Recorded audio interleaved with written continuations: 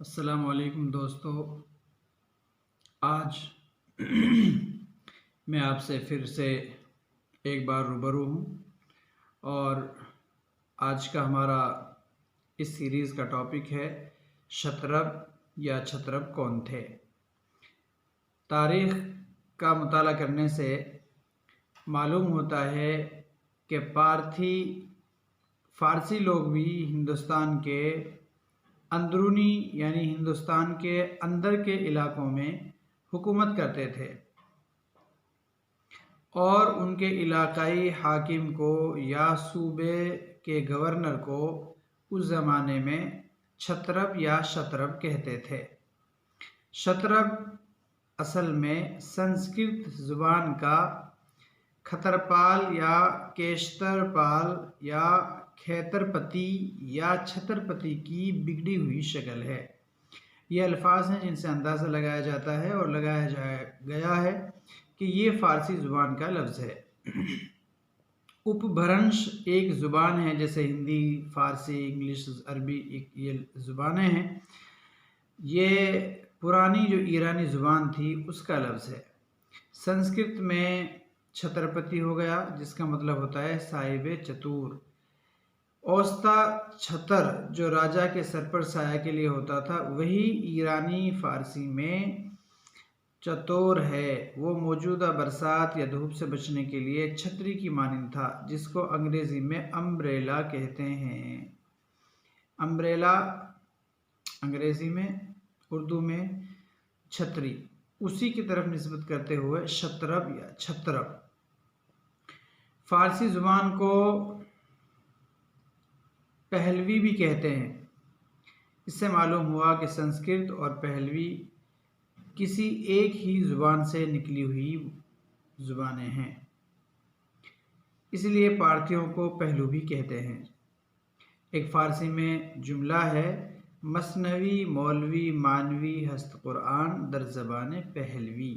در زبان پہلوی مطلب در زبان فارسی، یعنی فارسی زبان میں۔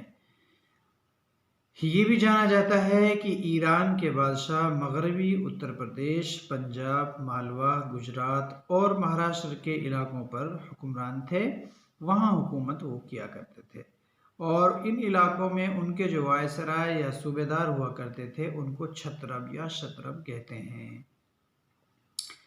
میوں کے ایک بڑے خاندان اور قبیلے کو بھی شترپ یا چھترپ کہا جاتا ہے، اور اس سے اندازہ لگایا جاتا ہے کہ جب یہ فارسی حکومت ہندوستان کے بعض علاقوں پر قائم تھی تو ان علاقوں میں جو میو گورنر یا صوبے دار ہوا کرتے تھے انہیں شترپ یا چھترپ کہا جاتا تھا۔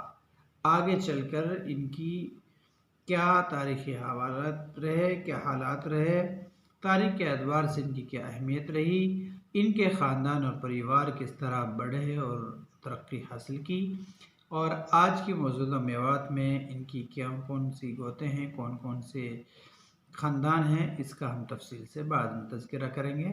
ابھی کے لیے اگر آپ کو یہ ویڈیو اچھا لگا ہے آپ اس کو شیئر کریں، اپنے دوستوں سے کے پاس بھیجیں اور اس ویڈیو کو سبسکرائب کریں اور بیل آئیکن ہے جو نوٹیفیکیشن کے لیے اس کو بھی کلک کریں تاکہ آپ کے پاس اپڈیٹڈ ویڈیوز ٹائملی پہنچتے رہیں۔